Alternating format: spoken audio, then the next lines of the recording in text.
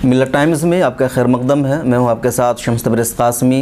India Islamic culture centre का नाम आप मुतअद्दिद मरतबा सुनते हैं, अखबारात में यह नाम पढ़ते हैं, आपकी कानों से आवाज़ गुज़रती है या आप देखते हैं कि फ़लाँ NGO का, फ़लाँ तंज़ीम का, फ़लाँ का programme India Islamic culture centre में हुआ, फ़लाँ शख्सियत ने वहाँ मुनक़दा प्रोग्राम में ऐसा ऐसा कहा, जिससे तसव्वुर आता है या सब जानते हैं कि इंडिया इस्लामिक कल्चर सेंटर एक ऑडिटोरियम का नाम है, या बाज़ लोग उसे कॉफ़ी शॉप के नाम से जानते हैं, कुछ लोग शादी घर के नाम से जानते हैं। क्या इंडिया इस्लामिक कल्चर सेंटर की हैसियत एक ऑडिटोरियम की है, कॉफ़ी शॉप की है, शादी घर की है, या इसके अलावा भी इंडिया इस्लामिक कल्चर सेंटर, जिसे मुख्तसर लफ्ज़ों में IICC कहा जाता है, उसकी कोई हैसियत है? उसके बनाने का मकसद कुछ और था, किसी और गर्ज़ ग़ायत के तहत वो ज़मीन हुकूमत वक्त ने अलॉट की थी और मुसलमानों को एक इदारा बनाने के लिए दिया था। क्या है इंडिया इस्लामिक कल्चर सेंटर की हैसियत, क्यों उसकी इतनी अहमियत है? हर 5 साल पर उसका इलेक्शन करा जाता है, तो क्यों लोग उसके मेंबर और सदर बनना चाहते हैं? मुसलमानों को इस इदारे के बारे में कितना मालूम है और कितना नहीं मालूम है? क्या मुसलमानों के लिए जो इदारा हुकूमत ने बना कर दिया था, मुसलमान उसे खातिर खा फ़ायदा नहीं उठा रहे हैं? इन्हीं सारे इशूज़ पर और इन्हीं सारे मुद्दे पर आज हम ख़बर दर ख़बर में बातचीत कर रहे हैं। हमारे साथ बातचीत करने के लिए मौजूद हैं जनाब कलीम अल हफीज़ साहब।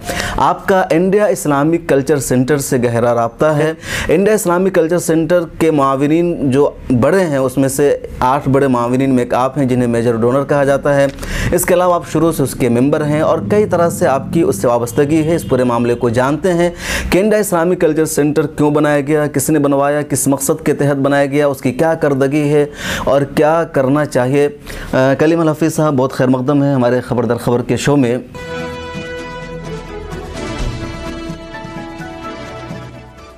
आप देख रहे हैं खबर दर खबर शम्स तबरेज़ कासमी के साथ।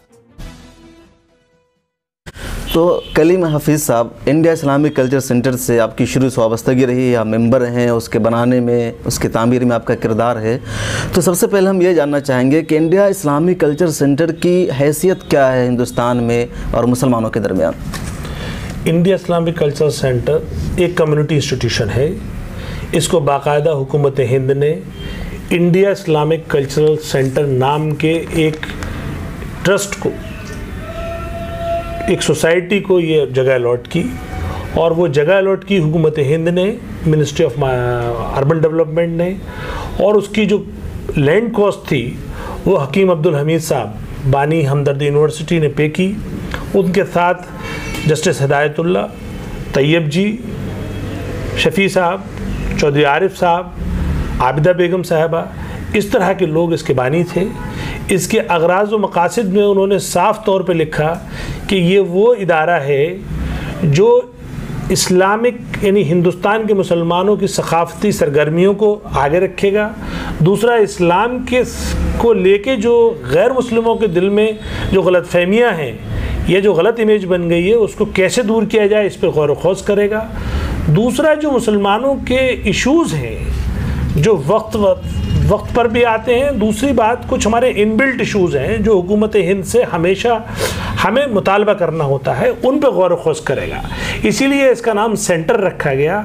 सेंटर से मुराद ही वो होती है जिसमें अपने मसाइल को आप डिस्कस करें, रिसर्च करें, डिबेट करें और फिर उसका हल पेश करें। यानी मतलब आप कहने का ये कि हुकूमत और पब्लिक के दरमियान बीच का एक इदारा बनाया गया था कि मुसलमान आवाम क्या चाहती है और हुकूमत से क्या मुतालबे हैं, और इनका राब्ते का काम था। बिल्कुल, इनकी बात को वहाँ तक ये पहुँचा। अच्छा, इस इदारे को हुकूमत के बनाने में दिलचस्पी क्या? आप कह रहे हैं कि तहज़ीब के लिए, सकाफ़त के लिए, मुस्लिम तमद्दुन के फ़रोग़ के लिए इस इदारे का काम था, उनके मसाइल इशूज़। तो हुकूमत को इसमें क्या दिलचस्पी थी और फिर इंदिरा गांधी ने किस बुनियाद पर ज़मीन अलॉट की, ये काम करने को कहा? देखिए, ये शुरू से आवाज़ उठ रही थी काफ़ी दिन से कि मुसलमानों के इतनी बड़ी आबादी यहाँ रहती है, उसके 2 तरह के इदारे हैं, या तो मजहबी इदारे हैं उनके पास, या उनके पास एजुकेशनल इदारे हैं। लेकिन कोई बराह रास्त कोई ऐसा इदारा नहीं है जो मिल्लत के इशू डिस्कस कर सके या मिल्लत के इशू बाहर लोगों से डिस्कस कर सके। तो उस ज़मीन में ये बात आपस में भी हमारे अकाबरीन ने भी तय की और हुकूमत ने उसको मंजूर भी किया कि कोई एक ऐसा इदारा होना चाहिए जो गैर मजहबी और गैर सियासी इशू को बाकायदा डिस्कस करे। इसलिए इंडिया इस्लामिक कल्चर सेंटर का क़याम आया। अच्छा, ये सिर्फ मुसलमानों के लिए इस तरह का इदारा है रिलीजियस बेस पे या इस नाम से, या दूसरी जो कम्युनिटीज़ है, दूसरे मज़हब के लोग हैं, उनके लिए भी हुकूमत ने ऐसा बनाया हुआ? नहीं, हुकूमत ने बहुत सारे इंस्टीट्यूशन बनाए हुए हैं। उसने न सिर्फ मजहब की बुनियाद पे बनाए हुए हैं, उसने ज़ातों की बुनियाद पे भी बनाए हैं। और भी यानी जैसे अम्बेडकर सेंटर बनाया हुआ है, जैनियों के लिए जैन सेंटर्स हैं, सरदारों के सेंटर्स हैं, और भी मुख्तलिफ तरह के इंस्टीट्यूशन हैं। बेसिकली ये एक कम्युनिटी इंस्टीट्यूशन है। तो इंडिया इस्लामिक कल्चर सेंटर जो बनाया गया जिस मकसद के लिए, तो क्या आपकी शुरू से वाबस्तागिरी या मेंबर हैं और उसका इलेक्शन भी आप लड़ रहे हैं, इसमें बाद में बात करेंगे, तो ये इदारा अपने मकसद में कामयाब है? जो करना चाहिए था इस इदारे को उसने किया है? नहीं, ये इदारा अपने मकसद में कामयाबी की तो बात दूर कहिए आप, अभी मकसद शुरू ही नहीं किया इस इदारे ने। चूँकि इस इदारे को 2-3 परेशानियों का सामना करना पड़ा। एक परेशानी उसके सामने आई कि साहब ज़मीन अलॉट हो गई, पेमेंट कौन करे? तो पेमेंट उस वक्त हकीम अब्दुल हमीद साहब ने की। दूसरी परेशानी फिर ये आई, फिर उसके बाद इसे ब्यूरोक्रेट्स के हवाले कर दिया गया। जो मूसा रज़ा साहब IAS थे, उनके हवाले किया गया कि आखिर वो इसकी तामीर कराएं। उन्होंने अपनी पूरी तवानाई, पूरी ताकत के साथ इसकी तामीर शुरू कर दी। और हिंदुस्तान का उस वक्त का बहुत बड़ा आर्किटेक्ट स्टाइन दोषी भल्ला थे, उनको उन्होंने हायर करके इसकी तामीर शुरू की। लेकिन जब उसकी तामीर करते करते उन्होंने उस ज़माने में इसके तकरीबन 8 करोड़ रुपए तक खर्च करके इस बिल्डिंग को बनाया, लेकिन वो उसे मुकम्मल नहीं कर पाए, यानी फिनिश नहीं कर पाए, सेमी फिनिश बिल्डिंग तक वो ले जा पाए। उसके बाद वो कुछ साल तक खंडर पड़ा रहा। तब हमारे पूरी कौम को इस बात का अफसोस था कि आखिर ये इदारा कंप्लीट कैसे होगा। उसी दौरान ये ख्याल आया लोगों के दिमाग में कि इसको बिजनेसमैन के हवाले कर दिया जाए। तो एक ग्रुप 2002 से लेके और 3-4 में बिजनेसमैन ग्रुप आया। उसमें सिराजुद्दीन कुरैशी को उसकी क़यादत दी गई, और नफीस अब्बासी साहब, हिमालय ड्रग्स के मालिक फ़ारूक साहब, हिमालय ड्रग्स के मालिक डॉक्टर फ़ारूक साहब और अहमद रज़ा साहब, इस तरह के लोगों के ग्रुप को लाके कि भाई ये बिजनेसमैन हैं, ये इनके पास ज़्यादा पैसा, इनके पास पैसा भी ज़्यादा है, रिसोर्सेज भी ज़्यादा है। दूसरी बात ये कि ये चूँकि बिज़नेस मैनेज करते हैं अपनी, तो इस इदारे को भी इसको मुकम्मल कर दें। और उन्होंने बाकायदगी से उसे मुकम्मल भी किया, और 2006 में उसका बाकायदा इनॉग्रेशन हुआ। और जिस शक्ल में आप देख रहे हैं, ये उनकी कारकर्दगी और उनकी मेहनत का ही नतीजा था। अब उसके बाद जो मरहला पेश आया वो ये कि इस ग्रुप की पूरी तवानाई, पूरी उन्होंने ताकत इस बात में लगा दी कि ये आखिर हम इसको मैनिपुलेट कैसे करें, हम इस पर काबिज कैसे रहें। मतलब इसके मिशन पर काम करने के बजाय उस पर काबिज कैसे रहें। तो उसके लिए उन्होंने क्या किया, जिस ज़माने में वो लोग आए थे उस ज़माने में 800 मेंबर थे। उसके बाद जो उन्होंने मेंबरशिप बढ़ाई बहुत तेज़ी के साथ, फिर वो मेंबरशिप पहले इलेक्शन जब हुआ उनके, यानी 2004 के बाद जो 2008 में इलेक्शन हुआ, तब तक वो मेंबरशिप पहुंच चुकी थी 1800 2000 तक। फिर जब 2013 का इलेक्शन हुआ, फिर वो मेंबरशिप पहुंच चुकी थी 2800 के आसपास, और जो आज इलेक्शन हो रहा है वो मेंबरशिप पहुंच चुकी है 3500 के आसपास। तो उसके मेंबर का इंतखाब किस तरह होता है? मतलब किस बुनियाद पर कोई आदमी, अगर एक आदमी आम आदमी चाहे कि IICC का मेंबर बन जाए तो क्या है? नहीं, इसकी मेंबरशिप का बुनियाद पे तो ये होता है कि जो उस ग्रुप को जानता है, जो रूलिंग ग्रुप है, वो मेंबरशिप ले लेता है, और जो उनको नहीं जानता है उसकी सारी स्क्रीनिंग होती है, और उसके बहुत ज़्यादा चांसेस होते हैं कि उसको मेंबरशिप ना मिले। इसके खूब चांसेस होते हैं, क्योंकि ये मेंबरशिप जो है पहले ये 10,000 की थी, फिर बढ़ाकर ये 30,000 की कर दी गई, फिर बढ़ाकर 50,000 की कर दी गई, और अब 50,000 के बाद अब इसमें 2,000 सालाना एक और फीस जोड़ दी गई। ये सब चीज़ें इसलिए की गई कि एक तो इसकी डिमांड बहुत ज़्यादा हो गई, वहाँ जगह भी कम है। दूसरी बात, इस बात का भी उन्होंने ख़ास ख्याल रखा कि जनरल पब्लिक ना आ जाए, तो ख़ास लोगों को लाने के लिए इसकी कॉस्ट बढ़ा दी गई। अच्छा, बताइए कि उसका जो निज़ाम है पूरा, कि इसका कौन सदर होगा, कौन सेक्रेटरी होगा, कितने दिनों पर इलेक्शन होगा, पूरा तरीक़ेकार क्या है? नहीं, इसका निज़ाम ये है कि इसमें टोटल गवर्निंग काउंसिल, इसकी गवर्निंग बॉडी में एक प्रेसिडेंट होता है जो हेड होता है, एक वाइस प्रेसिडेंट होता है जो सदर की गैर मौजूदगी में उसकी कारकर्दगी करता है, 7 इसके बोर्ड ऑफ ट्रस्टी होते हैं जो बाकायदा मेंबरान के बीच में चुनकर आते हैं, और 4 एग्जीक्यूटिव काउंसिल वो भी मेंबरान से चुनकर आते हैं। उसके बाद 2 बोर्ड ऑफ ट्रस्टी हुकूमत हिंद नॉमिनेट करती है, और 2 एग्जीक्यूटिव में ऑप्ट करती है, वो जो गवर्निंग बॉडी होती है वो 2 कोई अच्छे से जो भी जिनको बेहतर समझती है उनको वो ऑप्ट कर लेती है। तो इस तरह से 13 और 2 15 और 2 17 लोगों की गवर्निंग काउंसिल होती है। इन्हें चुनती कौन है? इसको चुनते वो लोग हैं जो लाइफ मेंबर हैं या उनके साथ जो उनके स्पाउस हैं, जो एसोसिएट मेंबर हैं, उन लोगों को वोट देने का इख्तियार होता है। अच्छा नाज़रीन, हम यहाँ पर ठहर कर आपको ज़रूर बता दें कि इंडिया इस्लामिक कल्चर सेंटर जिस पर हम बहस कर रहे हैं, 2004 में इसका पहला इलेक्शन हुआ था, उसके बाद 2008 में, फिर 2013 में हुआ और अब चौथा इलेक्शन 2018 में होने जा रहा है।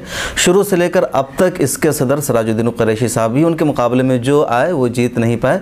इस मरतबा फिर इलेक्शन जारी है और 2 उम्मीदवार, एक सिराजुद्दीन कुरैशी साहब हैं और दूसरे उम्मीदवार है साबिक मिनिस्टर और लीडर जनाब आरिफ मोहम्मद खान साहब। हमारे कलीम हफीज़ साहब जो इंडिया इस्लामिक कल्चर सेंटर के बारे में बता रहे हैं, आप भी एग्जीक्यूटिव काउंसिल का इलेक्शन लड़ रहे हैं। बहुत जल्द आ रहा है मिलेट टाइम्स का हिंदी एडिशन। हर खबर से रूबरू कराने वेबसाइट के साथ यूट्यूब चैनल की भी हो रही है शुरुआत। हम इनसे जानेंगे 2 बात यहाँ पर जानेंगे कि ये क्यों इलेक्शन लड़ रहे हैं। पहले आप यही बताइए कि आप क्यों इलेक्शन लड़ रहे हैं, क्या फ़ायदा है इस इलेक्शन के लड़ने का? देखिए, मैं इलेक्शन इसलिए लड़ रहा हूँ क्योंकि मैं ज़मीन पे काम करता हूँ और हिंदुस्तान के बहुत बड़े बड़े जो तालीमी मूवमेंट है, तालीमी तहरीकें हैं, उनसे मैं जुड़ा रहा हूँ। ख़ास तौर से अल-अमीन का मैं ख़ुद नॉर्थ इंडिया का ज़िम्मेदार हूँ। तो मैंने ज़मीन पे काम करके और लोगों के बीच में जाके ये देखा कि अगर हम किसी बड़े प्लेटफॉर्म से काम करते हैं तो काम करना आसान हो जाता है, या यूँ कहें कि हम जो काम कर रहे हैं वो तो हम एक इंस्टीट्यूशन के थ्रू काम कर रहे हैं या एक प्राइवेटली काम कर रहे हैं। इस मिल्लत इस्लामिया के पास कोई एक ऐसा सेंट्रल या सिंगल इंस्टीट्यूशन नहीं है जो कि हमारी जो मिल्लत की फलाह बहबूद की जो प्रोग्राम्स चल रहे हैं वो चला सके। तो आखिर ये इंडिया इस्लामिक सेंटर क्यों नहीं? इंडिया इस्लामिक सेंटर एक वाहिद ऐसा इदारा है, चाहे उसको आप बाय डिफ़ॉल्ट भी कह सकते हैं, कि जिस पे मिल्लत इस्लामिया के तमाम ग्रुप्स का एतमाद है। इसमें शिया मेंबर भी हैं, बोहरे मेंबर भी हैं, सुन्नी मेंबर भी हैं। सुन्नियों में भी फर्दर जो और उनके अंदर फ़िरक़े हैं, देवबंदी, बरेलवी, जमात इस्लामी या कोई और आप नाम लें, उन सब फ़िरक़ों के, सब तरह के, सब शहरों के लोग इसके मेंबर हैं। तो इसको इस बात का फ़ायदा मिल सकता है कौम को कि अगर इंडिया इस्लामिक सेंटर कोई ऐसी पहल करे जिससे कि non political, non religious issues को डिस्कस करे और उसको सामने रखे, तो उस पर हुकूमत भी गौर करेगी, चूँकि हुकूमत की खुद मदाखलत है इसमें, उसे कौम भी मान रही है, चूँकि कौम का हर सेक्शन इसका ज़िम्मेदार है या इसका मेंबर है। एक बात और है कि आखिर जब सच्चर कमेटी की रिपोर्ट आई, चूँकि वो हुकूमत हिंद की कमेटी थी, तो पूरी कौम ने उसे अपनाया, पूरी हुकूमत ने उसे अपनाया। आज 2006 में ये रिपोर्ट आई थी, आज शायद ही कोई ऐसी मुसलमानों की मजलिस हो जिसमें सच्चर कमेटी रिपोर्ट का जिक्र ना होता हो। तो आखिर इंडिया इस्लामिक कल्चरल सेंटर क्यों नहीं रिपोर्ट पेश करता? हर साल रिपोर्ट पेश करे, वो अपने 10, 20, 30 पैरामीटर बनाए और ये बताए, वो हुकूमत को भी बताए और मिल्लत को भी बताए कि ये 20 पैरामीटर्स पे कौम हमारी कहाँ खड़ी है। जो मजहबी उमूर पे बात ना करे, सियासी उमूर पे बात ना करे, लेकिन सोशल उमूर पे तो बात कर सकता है। उस पर उसे किसने रोका है?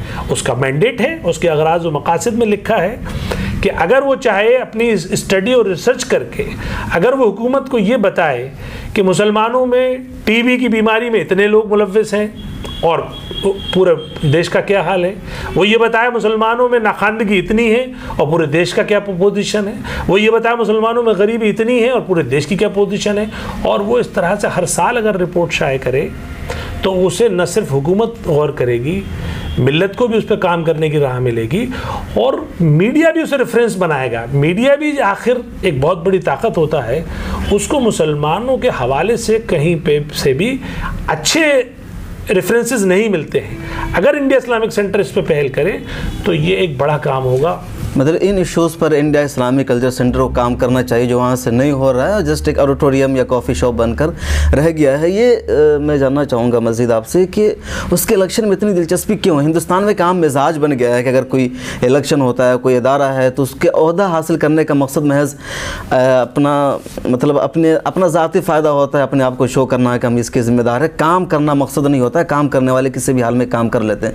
तो क्या आपको लगता है कि अभी जो लोग इलेक्शन लड़ रहे हैं वो एक जज्बे के तहत लड़ रहे हैं या बस वो अपने आप को इंडिया इस्लामिक कल्चर सेंटर का सदर बनना चाह रहा है? नहीं, ये बात तो बिल्कुल आपने सही कही कि हमारी कौम का मिजाज है कि वो चाहती है एक्सपोज होना, दिखना चाहती है कि बस हमें आप देख लीजिए और बस किसी कुर्सी पे बैठा दीजिए, काम करने का मिजाज नहीं है। लेकिन हाल के दिनों में ये हालात बदले हैं। ख़ास तौर से मोदी कल्चर ने क्या किया है कि जो हमारे सो कॉल्ड मुस्लिम लीडरान थे उनको उसने बेरोज़गार कर दिया एक तरह से, मैं कह सकता हूँ। तो यहाँ पे एक मौका है कि काम करने वाले आगे आएँ, लेकिन इलेक्शन ज़्यादातर जो लोग लड़ते हैं वो आपने सही फरमाया, वो इसी गरज से लड़ते हैं कि लोग उनको पहचान लें, उनको जान लें और वो किसी ताकतवर इंसान कहलाए। अभी जो आपका इलेक्शन हो रहा है इसमें 2 कैंडिडेट हैं सदर के लिए, सिराजुद्दीन कुरैशी साहब जो शुरू से हैं अब तक, और दूसरे आरिफ मोहम्मद खान साहब। कहा जा रहा है कि दोनों बीजेपी के हैं और ये मुकाबला जो है बीजेपी वर्सेस बीजेपी है। तो आपको क्या लगता है किसकी जीत होगी इसमें? नहीं, इसको देखिए, आरिफ मोहम्मद खान साहब और सिराजुद्दीन कुरैशी साहब का मुकाबला बीजेपी वर्सेस बीजेपी कहना ठीक नहीं है। वो दोनों एक शख्सियत हैं, अपने आप में अहमियत की हामिल हैं। अलबत्ता मेरा ये मानना है कि किसी भी इंसान का बेस्ट यूज़ एक पोस्ट पे 10 साल से ज़्यादा नहीं हो सकता। तो सिराजुद्दीन कुरैशी साहब अपना बेस्ट दे चुके हैं, 15 साल वो उसके सदर रह लिए, बहुत बेहतर किया उन्होंने जितना वो कर सकते थे, लेकिन अभी बहुत होना बाकी है। मेरी अभी मैंने इस पर किताब भी लिखी है कि IICC एक ख्वाब जिसकी ताबीर अभी बाकी है। तो मैं समझता हूँ कि आरिफ मोहम्मद खान को इस वक्त मौका मिलना चाहिए। आरिफ मोहम्मद खान खुद अपने आप में एक इंटेलेक्चुअल पर्सनालिटी है और आरिफ मोहम्मद खान के पास विज़न है, एक स्टेचर उन्होंने एंजॉय कर चुके हैं, वो कैबिनेट मिनिस्टर रह चुके हैं। तो उनका जो सोचने का समझने का अंदाज़ है वो एक जुदा है और इंडिया इस्लामिक सेंटर के हक़ में बेहतर रहेगा कि चेंज होना चाहिए। अच्छा, ये बताइए, आखिरी सवाल होगा कि इंडिया इस्लामिक कल्चर सेंटर के बारे में आम मुसलमानों को नहीं पता है कि ये भी हमारा इदारा है। जैसे और जो मुसलमानों की जो प्राइवेट तंजीमें हैं, पब्लिक NGOs है, उसके बारे में, उस तरह इंडिया इस्लामिक कल्चर सेंटर के बारे में नहीं जानते हैं कि ये इतना बड़ा इदारा है, इसकी एक अहमियत है, हुकूमत से मंजूर शुदा है। तो ये कैसे आम पब्लिक को पता चलेगा, इसकी अहमियत कैसे वहाँ तक पहुँचेगी? यही तो अलमिया है। मेरी शिकायत तो यही है कि कम्युनिटी इंस्टीट्यूशन को इन लोगों ने सिर्फ एक क्लब बना कर रख दिया है। सिर्फ चंद लोग इस इंस्टीट्यूशन को जानते हैं जो उसके मेंबर हैं, आम पब्लिक इसको नहीं जानती। यही इशू है, वो इसलिए नहीं जानती क्योंकि इस सेंटर ने कभी आम पब्लिक के लिए कोई काम किया ही नहीं, इसलिए नहीं जानती। जब तक ये सेंटर अपने मकसद पे काम नहीं करेगा, इसको पब्लिक नहीं जानेगी। जिस दिन ये अपने मकसद पे काम करना शुरू कर देगा, पूरे मिल्लत इस्लामिया हिंद को छोड़िए, पूरे मिल्लत इस्लामिया पूरी दुनिया की जानेगी और उसको पहचानेगी भी और उसका वक़ार और बढ़ेगा। नाज़रीन, आपने इंडिया इस्लामिक कल्चर सेंटर के बारे में सुना। कलीम अल हफीज़ साहब से उन्होंने बताया कि क्या उसका मिशन है, क्या उसका मकसद है, क्या करना चाहिए, क्या कुछ हुआ और क्या कुछ नहीं हुआ और क्या कुछ हो सकता है उसके तहत। आप इंडिया इस्लामिक कल्चर सेंटर के बारे में क्या जानते हैं, आप इस इदारे से क्या तवक्को रखते हैं, आपकी क्या उम्मीदें वाबस्ता हैं, इसको मज़ीद कैसे बेहतर बनाया जा सकता है, कैसे अच्छी मुस्लिम लीडरशिप यहाँ आ सकती है और कैसे इस इदारे को मज़ीद फ़ाल बनाया जा सकता है। आप अपनी आरा का, अपने ख़यालात का कमेंट बॉक्स में ज़रूर इजहार कीजिए। हम मज़ीद इस पर अहम अपडेट आप तक लेकर आएंगे और पहुंचाएंगे कि क्या क्या इस इदारे में हो रहा है। कलीम अल हफीज़ साहब, बातचीत करने के लिए और मालूमात देने के लिए बहुत शुक्रिया। हम आपको यहाँ पर ठहर करके बता दें कि कलीम अल हफीज़ साहब माहिर तालीम माने जाते हैं, हुकूक़ इंसानी कारकुन हैं और आपके कई सारे स्कूल चलते हैं जो हिंदुस्तान के एक मारूफ एजुकेशनल इदारा है अल अमीन, उसके आप नायब सदर नहीं, नॉर्थ इंडिया की जिम्मेदार, हाँ, उसके नॉर्थ इंडिया का जिम्मेदार हैं और कई स्कूल चलाते हैं। इसके अलावा सोशल वर्क में आप काफ़ी एक्टिव हैं। किताब भी आई है, कई तालीम से ही तस्वीर बदलेगी उस पर किताब आ चुकी है। और ख़ास बात यह है, इसलिए हम इनसे आज बात कर रहे हैं IICC पर कि इंडिया इस्लामिक कल्चर सेंटर पर इन्होंने किताब लिखी है, जो किताब बहुत जल्द मंजर आम पर आने वाली है। उसका इजरा हो जाएगा, मेरे पास रहती तो मैं दिखा देता कम से कम, उसका जो कवर पेज होता है, तो वो किताब आने वाली है। तो इसके जानते हैं और उसके बड़े डोनर में से एक है, इस मरतबा इलेक्शन भी लड़ रहे हैं, बेहतर बनाना चाहते हैं। तो आप अपने ख्यालात का ज़रूर इजहार कीजिए कि क्या आप चाहते हैं। और अगर आप हमें फेसबुक पर देख रहे हैं तो पेज लाइक कीजिए, यूट्यूब पर देख रहे हैं तो सब्सक्राइब कीजिए। फिर मुलाकात होगी अगले किसी प्रोग्राम में। खबर दर खबर का ये प्रोग्राम देखने के लिए तहे दिल से शुक्रिया, आपका भी शुक्रिया। ये प्रोग्राम देखने के लिए आपका शुक्रिया। मिल्लत टाइम्स की मज़ीद वीडियोस देखने के लिए यहाँ क्लिक करके सब्सक्राइब करें और बेल आइकन को ज़रूर दबाएं ताकि आपको हमारी हर वीडियो का नोटिफिकेशन मिल सके। फेसबुक पर मिल्लत टाइम्स का पेज लाइक करें, ट्विटर और दीगर सोशल अकाउंट को फॉलो करें। मुल्की व आलमी हालात पर ताज़ा तरीन न्यूज़ और तज्ज़िया पढ़ने के लिए कहीं भी कभी भी लॉग ऑन करें www.millattimes.com। उर्दू, इंग्लिश, हिंदी तीनों ज़बानों में मौजूद है ये वेबसाइट। सरकारी, सियासी दबाव और कॉरपोरेट से आज़ाद ईमानदाराना सहाफ़त को फ़रोग़ देने में आप हमें अपना ताउन पेश करें। तफ़सीलात डिस्क्रिप्शन में है।